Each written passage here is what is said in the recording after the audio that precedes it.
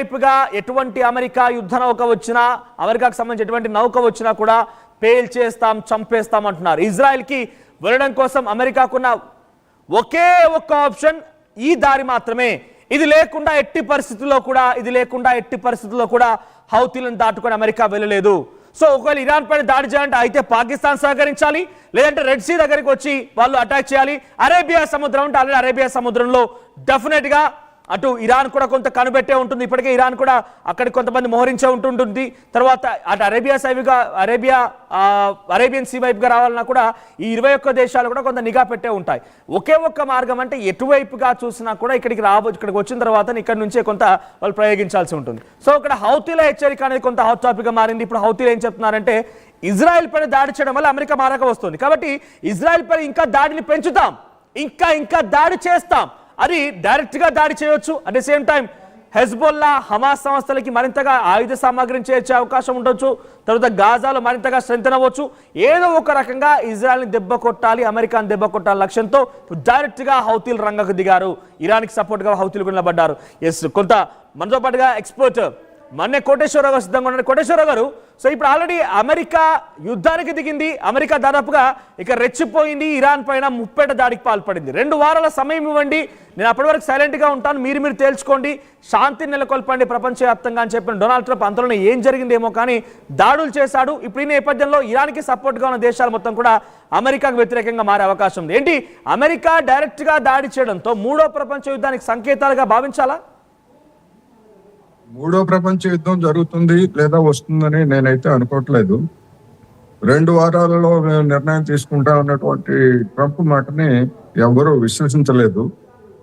దానికి అనుగుణంగానే ఏ క్షణంలో అయినా కానీ అమెరికా దాడులు చేయవచ్చు అనేటువంటిది ఇరాన్కి తెలుసు. ప్రపంచంలో ట్రంప్ లేదా అమెరికా తీర్పులు చూసినటువంటి వాళ్ళందరికీ కూడా తెలుసు. ఆ మాటలను పెద్ద సీరియస్ గా తీసుకోలేదనేది స్పష్టం. దానికి అనుగుణంగానే ఇజ్రాయెల్ తరఫున అమెరికా రంగంలోకి దిగింది. అమెరికా రంగంలోకి దిగితే మేము అమెరికా స్థావరాల మీద కూడా మేము దాడి చేస్తామని చెప్పేసి ఇరాన్ ఇంతకు ముందే హెచ్చరించింది. ఇప్పుడు మనం అనుకుంటున్నటువంటి హౌతీలు అనేటువంటి వాళ్ళు ఇరాన్ మద్దతు ఉన్నటువంటి యెమెన్లోని ఒక పెద్ద సాయుధ బృందం. అది రాజధాని సనాతో సహా అనేకమైనటువంటి కీలక ప్రాంతాలు, ముఖ్యంగా ఈడెన్ గల్ఫ్ మీద వాళ్ళు పైచేయి సాధించారనేటువంటిది మన అందరికీ తెలిసిందే. అందువలన అమెరికా ఏ స్థాయిలో ఇరాన్ మీద దాడులు చేస్తుంది, దానికి ప్రతిఘటన ఎట్లా ఉంటుంది అనేటువంటిది మనం ఇప్పటికిప్పుడు ఊహాజనితమైనటువంటి ప్రశ్నలే తప్ప, ఎందుకంటే ఆల్రెడీ రంగంలోకి దిగి దాడులు చేస్తుందని వార్తలు వస్తున్నాయి. దానివల్ల నిజంగా ఇరాన్ అణుక్షేత్రాలు ధ్వంసమయ్యాయా లేకపోతే పాక్షికంగా దెబ్బతిన్నాయా ఏమిటనేటువంటిది ఇంతవరకు నిర్ధారణ కాలేదు. కానీ దానికి ప్రతిఘటనగా ఇరాన్ ఉంటుందనేది గమనించాలి. ఎందుకు అంటే అమెరికా ఎత్తుగడలను గమనించి ఇరాన్ కూడా తన యొక్క చెప్పండి బట్ అసలు అమెరికా 2 వారాల సమయం మేము చూస్తాము, 2 వారాలు ఆలోచిస్తాము, ఆ తర్వాత మా డెసిషన్ తీసుకుంటామని చెప్పిన డొనాల్డ్ ట్రంప్ అంతలోనే ఏం జరుగుతుంది అంటే ఇది కేవలం ప్రపంచ దేశాలని, ముఖ్యంగా ఇరాన్ లాంటి దేశాన్ని కొంత తప్పుదారి పట్టించడం, ఏమరపాటు గురి చేయడమేనా? ఏమరపాటు గురి చేయడం ఒక ఎత్తుగడ అయితే ఒక్కసారి మీరు హోల్డ్ లో ఉండండి. Get back to you. మరొక బిగ్ బ్రేకింగ్ అంతోంది. మరొక బిగ్ బ్రేకింగ్ న్యూస్ ఇస్తున్నాం ఆర్టీవీ స్క్రీన్ పై. అమెరికా భీకర దాడులు కొనసాగిస్తోంది ఇరాన్. అయితే అణుస్థావరాలపైన మిసైల్స్ తో విరుచుకుపడింది అమెరికా.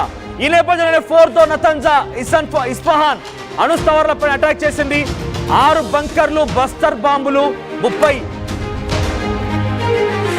అమెరికా దాడులతో ఇరాన్ పూర్తిగా ధ్వంసమైంది. అణుస్థావరాల నుంచి భారీగా రేడియేషన్ లీక్ అవుతున్నట్టు తెలుస్తోంది.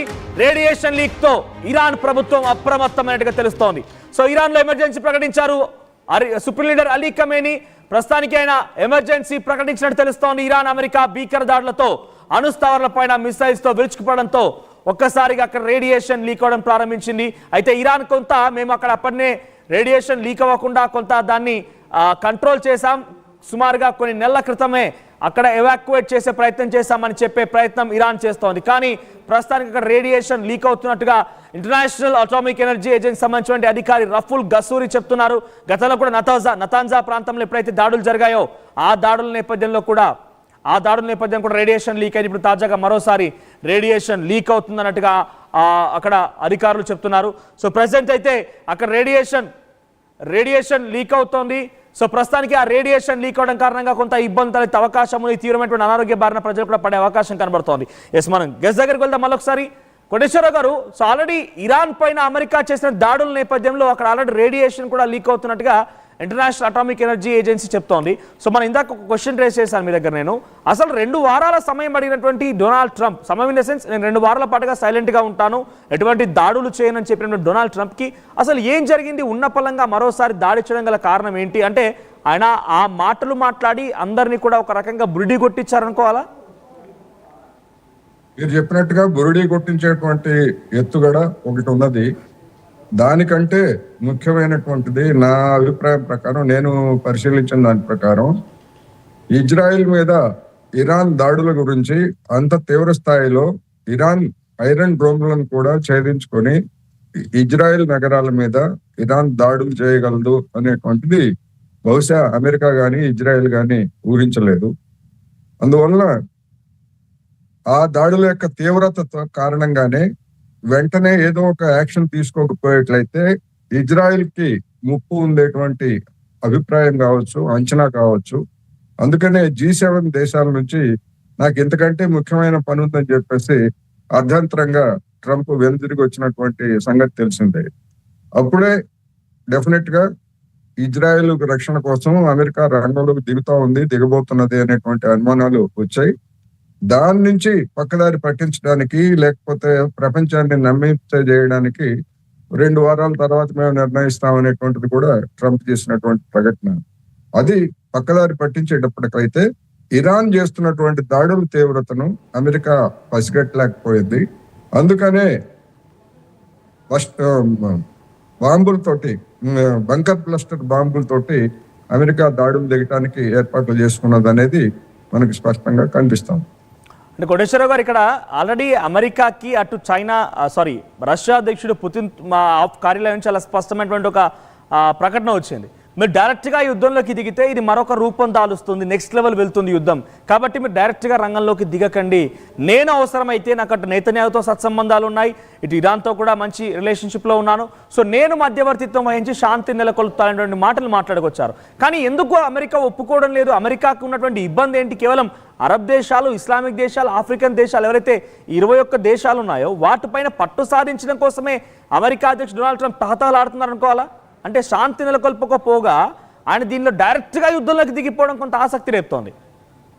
అమెరికాకి కానీ డొనాల్డ్ ట్రంప్ కానీ శాంతి గురించి దాని మీద ఎలాంటి నమ్మకం లేవు అనేటువంటిది మనకి స్పష్టం. అందువల్ల మొత్తం ఆ ప్రాంత దేశాలన్నింటి మీద పట్టు సాధించాలనేటువంటిది దాని దీర్ఘకాలిక ఎత్తుగడ. దానికి ఒక సాధనంగా ఇజ్రాయెల్ ని మొత్తం అమెరికా, ఇతర ఐరోపాలో ఉన్నటువంటి పశ్చిమ దేశాలన్నీ తయారు చేశాయి. వాళ్ళ పథకానికి కొరకరాన్ని కొయ్యగా ఇరాన్ తయారైంది. అందువలన ఇరాన్ ని దెబ్బతీస్తే మిగిలినటువంటి దేశాలన్నింటినీ కూడా భయపెట్టి తమ చెప్పు చేతుల్లో ఉంచుకోవచ్చు అనేటువంటిది అమెరికా ఎత్తుగడ. ఇప్పుడు అమెరికా భావిస్తున్నట్టుగానే ఇరాన్ ని సర్వనాశనం చేసి అక్కడ ఉన్నటువంటి మరొక గాజాగా ఇరాన్ మొత్తాన్ని మారిస్తే దాని ప్రభావం ఆ ప్రాంతంలో పశ్చిమాసియా లేదా మధ్యప్రాచ్య దేశాల్లో ఉన్నటువంటి ప్రజల మీద డెఫినెట్ గా పడుతుంది. ఆ ప్రజలు తమ ప్రభుత్వాల వైఖరిని గురించి రాబోయేటువంటి రోజుల్లో గట్టిగా ప్రశ్నించేటువంటి అవకాశాలు కూడా ఉన్నాయి. ఆ ప్రభుత్వాల మీద ఆ మేరకు ఒత్తిడి వస్తే అవి ఎలాంటి వైఖరి తీసుకుంటాయనేటువంటిది కూడా చూడాలి. ఇక మీరు చెప్పినటువంటి పుతిన్ తీవ్రమైనటువంటి హెచ్చరిక చేశాడు. అయితే ఇప్పుడు రంగంలోకి అమెరికా దాడులు చేసింది కనుక రష్యా ఏ విధంగా స్పందిస్తుంది, అదేవిధంగా చైనా ఏ విధంగా స్పందిస్తుంది, ఆ పరిసర ప్రాంతాల్లో ఉన్నటువంటి దేశాలన్నీ కూడా ఏ విధంగా స్పందిస్తాయి అనేటువంటిది ఇప్పుడు ఒక పెద్ద ప్రశ్నగా ఉందనేది మాత్రం వాస్తవం. రైట్. అంటే అమెరికా అధ్యక్షుడు డొనాల్డ్ ట్రంప్ ఇంకొక మాట కూడా మాట్లాడారు రోజు వైట్ హౌస్ నుంచి. ఆయన ఈ దాడి తర్వాత లేటెస్ట్గా మేము ఆర్టీవీలో కూడా ఆ వీడియోస్ ప్లే చేయడం జరిగింది, మీరు చూసి ఉంటారు బహుశా. సో ఆయన ఏం చెప్తున్నారంటే God bless middle eastern countries అంటున్నారు. అంటే దాని అర్థం ఎలా చూడాలి? ఆయన వ్యాఖ్యల్ని కేవలం ఆ మిడిల్ ఈస్టర్న్ కంట్రీస్ని దేవుడే రక్షించాలనే రకంగా ఉన్నాయా, లేకపోతే వారి ఆశీర్వాదాలు ఉంటాయనే రకంగా ఉన్నాయా? అంటే దేవుడు రక్షించాలి అనేటువంటి మాట ఉద్దేశంతో మాట్లాడారా, లేకపోతే ఆశీర్వదించాలని మాట్లాడారా?